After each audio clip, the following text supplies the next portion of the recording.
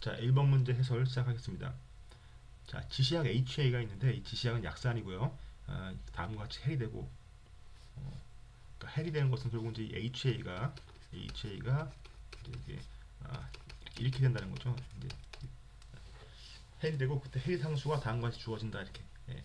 그래서 여기서 우리 지시약 같은 경우는 우리가 이제 수소이온 농도가 이 지시약인 H 플러스 이 지시약에서 오는 것이 아니라 이 수소이온 농도는 일반적으로 지시약은 일반적으로 그 용액 그러니까 다른 소스에서부터 오겠죠.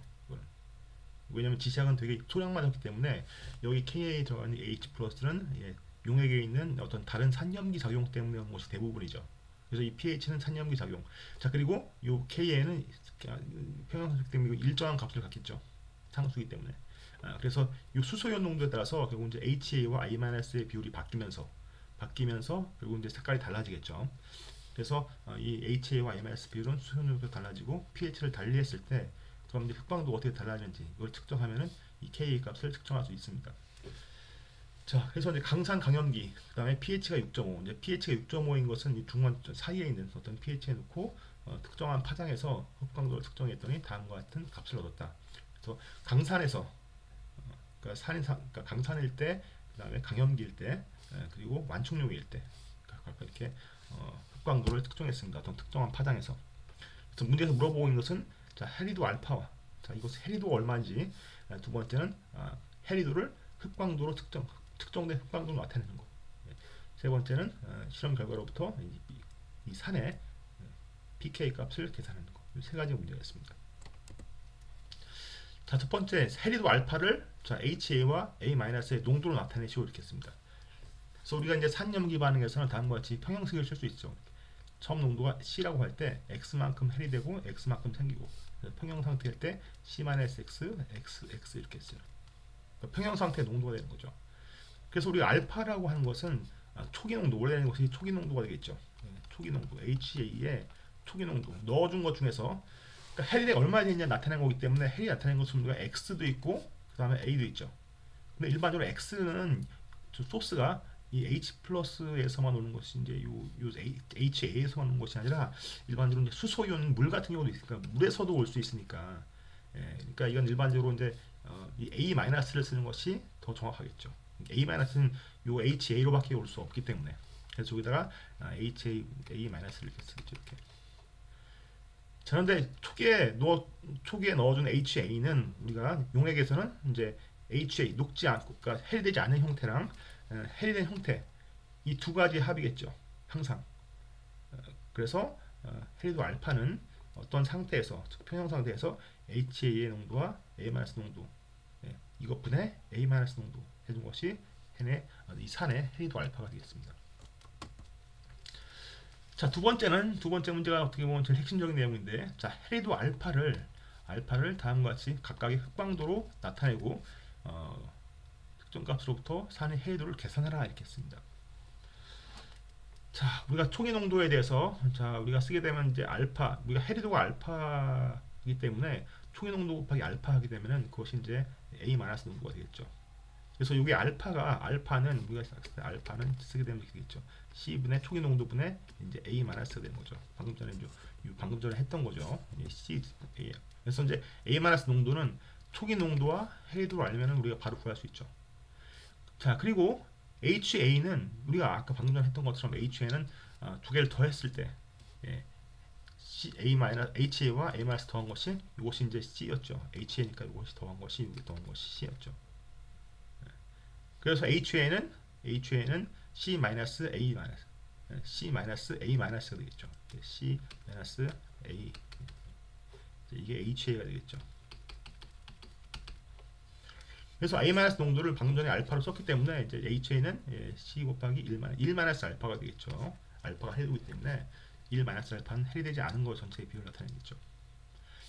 자, 그래서 특정 파장에서의 흑광도는 자, 해리도 알파를 이용해서 나타낼 수 있죠. 어떻게 나타낼 수 있냐면 자, 이건 결국 이제 특정한 파장에서는 HA와 그다음에 A-의 두 개의 합인데 자, 여기서 강산일 때는 우리가 의미가 강산일 때는 강산에서는 우리가 이제 이게 100% 그러니까 해리도가 0%일 때죠. 이거 해리도가 0%인 강산일 때는 이게 주로 이제 HA로 있기 때문에 해리도가 0%일 때예요.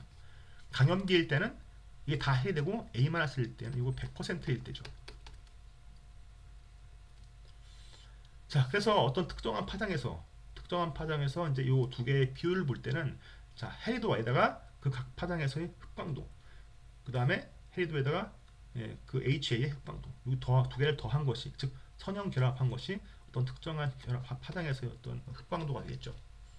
100%일 때와 0%일 때의 그 중간값은 예, 각각의 여기다가 이제 해리도 값을 곱한 값이다. 해리도와 그러니까 여기서는 즉 그 어떤 기여도, 프랙션, 컨트리뷰션을 곱해서 이제 더한 거죠. 그래서 이것을 요 식을 우리가 알파에 대해서 정리하게 되면 자, 요 알파를 묶을 수 있죠, 이렇게. 그래서 알파를 묶게 되면 알파는 해서 나타나게 되면 이렇게 요 식이 얻어지겠죠. 요 식. 알파를 묶고 알파에 대해서 묶게. 그래서 알파 해리도를 흑광도, 이제 강산일 때 흑광도가 되겠죠. 강염기일 때 흑광도, 그다음에 완충용에서 흑광도. 그 흑광도의 어떤 함수로 나타낼 수 있습니다. 여기다 값을 대입하게 되면은 자 해리도 알파 값은 0.585.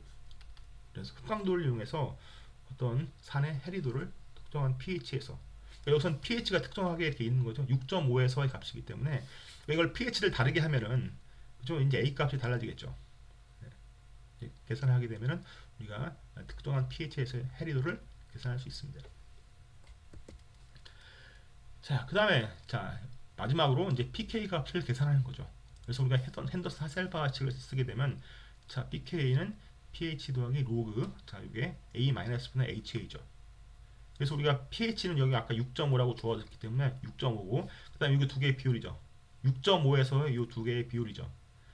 자 6.5에서 자 A-와 HA를 해리도를 이용해서 이제 대입하게 되면 자 A-는 알파 곱하기 원래는 C였죠. C 곱하기 알파.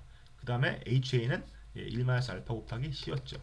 그래서 C가 다 사라지기 때문에 자 A-와 HA의 비율은 알파분의 1-알파가 되겠죠. 이렇게.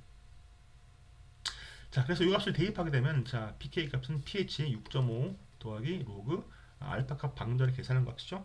0.585 분의 1 빼기 0.585. 그래서 이 값을 계산하게 되면 약 6.35가 됩니다.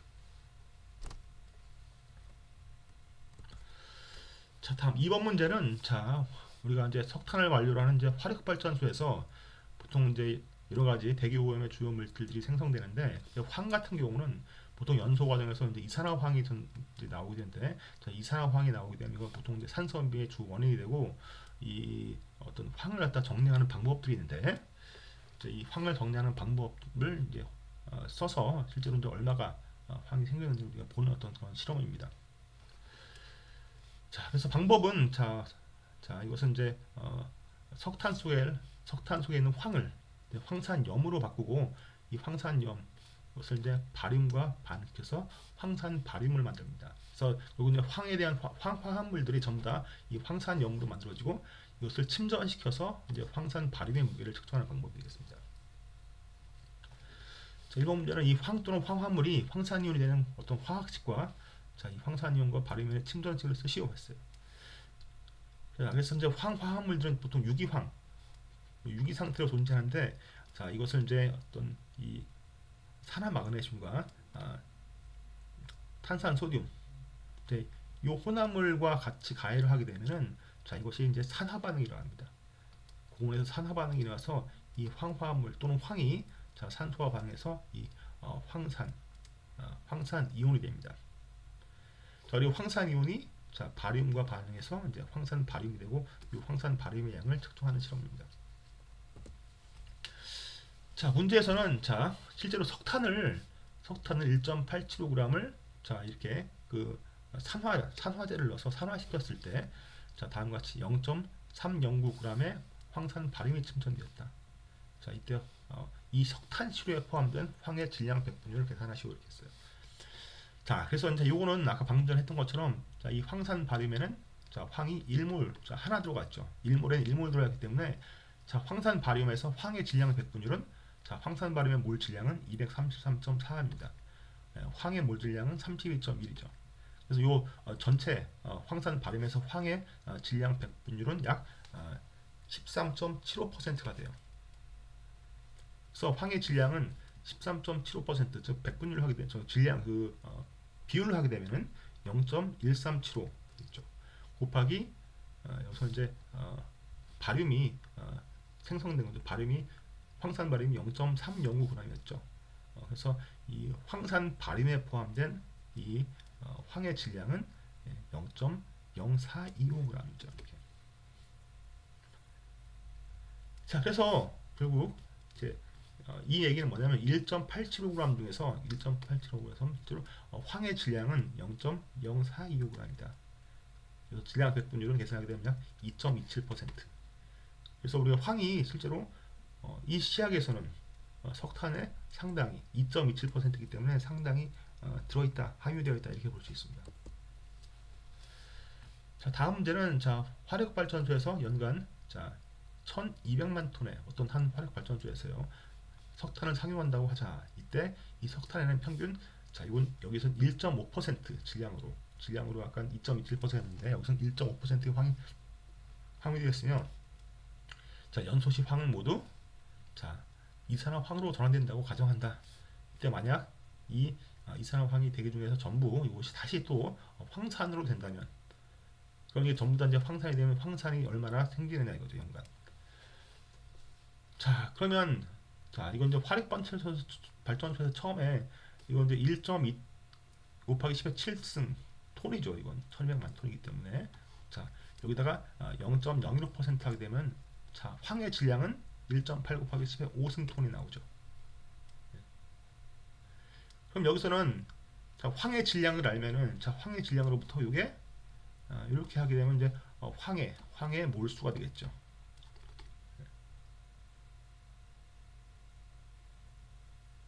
그리고 이제 여기서 보게 되면 이제 이산화황이 전부 황산됐을 때 역시 마찬가지로 1몰당 1몰이 있기 때문에 자, 요 몰수랑 결국 이게 뭐랑 같아요? 결국 이제 황산의 몰수랑 같겠죠. 따라서 이제 황산의 몰수이고 그리고 이 황산의 몰수에다 황산의 몰 질량인 98.1을 곱하게 되면은 이것이 이제 생성된 황산의 질량이 되겠죠. 그래서 5.5 곱하기 10의 5승톤이 된다. 그래서 상당히 많은 양의 황산이 생성된다면 이산화황과 황산이 이제 생성된다는 걸 우리가 알 수 있습니다. 그래서 화력발전소에서 이렇게 상당히 많은 양의 어떤 부산물들이 대기종으로 나와서 이런 산성비라든지 이런 대기 오염을 시킨다는 것을 우리가 알 수 있습니다. 자, 다음 3번 문제는 자, 이거는 이제 표준물 첨가법이라는 어떤 방법인데 분석 방법 중에 하나예요. 자, 이걸 이제 측정 어떤 신호의 세기 또는 흑광도를 측정해서 어떤 미지시료의 농도를 분석하는 실험인데 자, 이거는 자, 표준물 첨가법 우리가 보통 흑광도는 입실론 곱하기 B 곱하기 C에서 이제 비어 법칙을 통해서 구할 수 있습니다. 일반적으로. 근데 이 비어 법칙 구할 때 보통 우리가 바탕을 우리가 구하는데 바탕 시료 바탕에 있는 어떤 그 신호를 빼주는 거죠. 그러니까 샘플에서 오는 거에서 바탕을 블랭크를 우리가 빼주는 것이 실제 이것이 시료로부터 오는 어떤 신호가 되는데 우리가 바탕을 우리가 상당히 만들기 힘든 경우가 있어요. 그래서 어떤 복잡한 환경 예를 들면 여기서 뭐 환경 시료 같은 것들은 그 안에 다양한 물질들이 있겠죠. 그 중에서 어떤 특정한 물질을 뺀 게 근데 그것이 바탕이겠죠. 그래서 예를 들면 우리가 뭐 오렌지 주스에 있는 비타민 C를 측정한다. 그러면 오렌지 주스에는 여러 가지 복잡한 화합물들이 많기 때문에 거기서 비타민 C 하나만 딱 뺀 거, 그것이 바탕이죠. 오렌지 주스에서 비타민 C만 정확히 뺀 것이 바탕인데 그렇게 샘플을 만드는 건 쉽지가 않죠. 우리가 환경 시료, 어떤 특정한 어떤 뭐 물에서 특정한 어떤 지역에 있는 어떤 강물에서 어떤 특정한 화합물, 뭐 중금속이나 이런 것들을 측정한다. 근데 그럼 그것만 뺀 것이 바탕이 되는데 이제 그런 것들을 만들기 되게 힘들어요. 그래서 우리가 블랭크를 이렇게 만드는 대신에 어떤 우리가 농도를 이미 알고 있는 어떤 그 시료들을 투입해서 이제 흑광도 또는 신호의 세가 증가하는 비율을 보고 미지시료에 있는 특정 물질의 농도를 계산하는 것이 바로 표준물 첨가법이에요. 자, 그래서 요거는 이건 어떤 특정한 시료를 각 플라스크의 분석 시료, 이건 어떤 특정한 분석 시료를 분석 물질을 특정하지는 않았는데 그러니까 분석 시료를 그 샘플이죠. 샘플을 여기다가 이제 10.0ml를 넣었어요. 그리고 여기에다가 농도가 100.0mg/L 표준물. 그러니까 표준물이 여기서는 결국 이제 이게 우리가 이제 S 스탠다드 S라고 하는데, 이 표준물은 뭐냐면 이 분석 물질에 들어있는 이 어떤 표준물, 어떤 화합물 되겠죠. 화합물. S라는 화합물이 있어요. 이 S라는 화합물이 분석 시료에 얼마가 들어있냐 이걸 측정하는 거거든요. 그래서 이제 여기 들어있는데, 여기다가 농도를 이미 알고 있는 이 화합물을 투입해서 어떤 일정한 양만큼 계속 투입해서 흡광도가 증가하는 것을 보는 거죠. 그러니까 이건 이제 우리가 S 때문에 생기는 거죠. 이건 흡광도가 S 때문에 증가하는 거죠. 그래서 만들 때 어떻게 만들냐면은, 자, 분석 시료를 넣고 여기다가 우리가 농도를 알고 있는 어떤 S, 그죠? 이 화합물을 0 넣지 않고 그 다음에 5, 10, 15, 20 이렇게 순차적으로 이제 증가시키면서 첨가한 후에 여기다가 다시 또 증류수를 첨가해서 전체 부피를 50으로 만든다. 그러니까 전체 부피는 똑같은 거죠. 그러니까 이렇게 되면 결국 이제 0, 5, 10, 15, 20 이렇게 되면은, 처음에는 여기가 이제 증류수를 넣어서 50 만드는 거니까 여기 처음에는 40 넣고, 여기 30 증류 35, 그다음에 여기 이제 30, 그다음에 25, 그다음에 20. 그러니까 증류수를 이렇게 다르게 넣어서 최종 부피를 똑같이 만드는 거예요. 자, 그렇게 만들어서 흡광도를 측정합니다. 그럼 분석 시료는 똑같이 들어있고 거기다가 농도를 이미 알고 있는 어떤 S를 넣어서 계속 흡광도가 증가, 당연히 증가하겠죠. 이걸 가지고 우리가 미지수 농도를 측정하는 건데, 자, 첫 번째 문제는, 자, 이게 제일 핵심적인 사항이에요. 자, 표준물 첨가 효과가 흡광도의 관계, 첨가 효과가 흡광도가 어떻게 증가하는 관계를 알기 위해서 추가된, 자, 데이터 처리할 때 추가된 표준물질의 농도를 시료 초기 부피로 나눈, 자, 이 환산값이 필요하다고 하는데, 이 환산값의 의미는 뭐냐면, 자, 이거죠. 지금 보면은, 자, 여기 이렇게 어떤 그러니까 초기 부피가 이렇게 있겠죠. 여기 S라고 하는 분석할 수 있는 시료가 처음에 있는 거죠, 여기 안에. 근데 여기다가 이제 어떤 농도를 이미 알고 있는 것들을 이제 S를 여기 이제 VS만큼 농도를 이미 알고 있어요, 얘. 그다음에 VS. 그러니까 여기 넣어주게 되면은 이게 몇 몰씩 추가되느냐 그거죠. 이게 계속 넣어주면은 이 단위 부피 V0 안에 표준물이, 그죠? 이거 분석 물질 되겠죠. 분석 시료, 분석 화합물이죠. 이것이 얼마씩 계속 추가되겠죠. 추가되는 양이에요, 이게 결국. 그럴 때마다 흡광도가 어떻게 변하느냐 이걸 보는 거예요. 자, 그래서 추가된, 여기서 중요한 게 추가된 표준물의 질량, 여기서는 단위가 농도가 그램 퍼 밀리리터이기 때문에 표준물의 질량을, 자, 결국 이제 이걸 초기 부피로 나눈 값. 자, 이 값이 뭐예요? 이 값이 여기 들어가서 증가된 표준물 때문에 증가된 농도가 되는 거죠. 넣어준 양. 자, 그래서 표준물 우리가 알고 있는 것이 농도가 100.0mg/L고 V 자료값이 10이에요. 그러니까 초기 농도가 이거 이제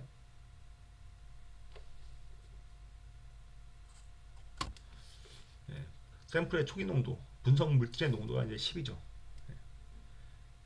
자, 이럴 때, 자, 이거를 요 식에 대입하게 되면은, 자, 이거는 아까 이제 이게 농도가 이제 100이었으니까 100mg/ml 이제 밀리리터죠.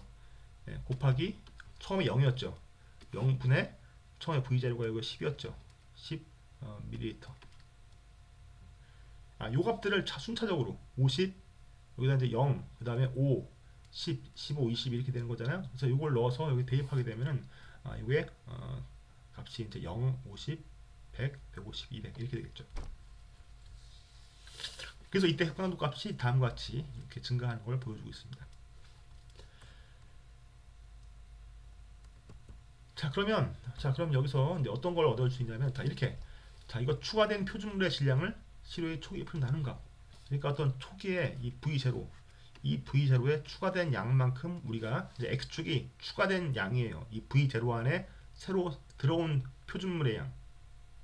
새로 들어온 표준물의 양. 그래서 이것이 50 들어올 때마다, 단위 부피당 50이 들어올 때마다, 이게 0.2에서 0.4, 0.6씩 해서 50이 추가로 들어올 때마다 그리고 흡광도가 0.씩 증가한다. 이걸 우리가 아주 알 수 있었어요. 자, 그럼 여기서 중요한 게 이 단위 부피에 좀 이렇게 50mg씩 들어올 때마다, 50ml, 여기서 이제 밀리리터당 쓰게 되면, 자, 단위 부피가 여기선 1ml당 50mg이 추가될 때마다 0.5씩 증가하기 때문에, 반대로 말하면 우리가 예, 이게 반대로 말하면 여기서 자 중요한 게 여기서 추가될 때 증가하는 양을 우리가 안다면 이것이 직선이 성립한다면 반대로 예, 뺄 때 이걸 뺄 때 얼마씩 감소하느냐도 알 수 있겠죠. 자, 그래서 이걸 쭉 이어보게 되면 이렇게 쭉 있잖아요. 그러면 자 이건 무슨 의미예요? 요만큼 처음에 있던 양에서 처음에 어떤 원래부터 있던 양 있잖아요. 이것이 원래 여기서 이 S만큼 그죠? 원래 있던 양을 다 빼버리면은 언제까지? 흡광도 0이 될 때까지 빼버리면은 뭐다 이것이 처음에 들어있는 예, 분석 물질에 들어있는 시료의 양이 되겠죠 이게. 그래서 0.2만큼 증가했잖아요. 그때 이제 50이었어요.